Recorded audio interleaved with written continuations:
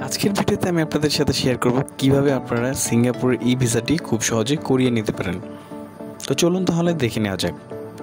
প্রথমেই আপনার একটি ভ্যালিড পাসপোর্ট থাকতে হবে। 2 লাস্ট 6 মান্থের ব্যাংক স্টেটমেন্ট। 3 bank solvency.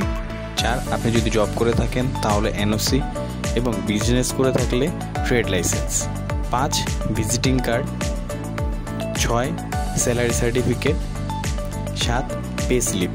আপনি যদি ক্যাশ পেমেন্ট পেয়ে থাকেন তাহলে লাস্ট 3 মান্থের ক্যাশ পেমেন্টের পে স্লিপ লাগবে। 8 ট্যাক্স এবং রিটার্ন সার্টিফিকেট। এই ডকুমেন্টসগুলো যদি আপনি সিঙ্গাপুরের অথরাইজ এজেন্সির মাধ্যমে দিয়ে প্রসেস করাতে পারেন তাহলে খুব সহজে আপনি আপনার ভিসাটি পেয়ে যেতে পারেন। আশা করি ভিডিওটি ভালো লেগেছে। এই ভিডিওটির মাধ্যমে যদি কোনো উপকার পেয়ে থাকেন তাহলে অবশ্যই আমার চ্যানেলটি সাবস্ক্রাইব করবেন এবং পাশে থাকা বেল আইকনটি প্রেস করে দিবেন। আজকের মতো এই পর্যন্তই। অন্য কোনো ভিডিওতে আপনাদের সাথে আবার দেখা হবে। ভালো থাকবেন, সুস্থ থাকবেন।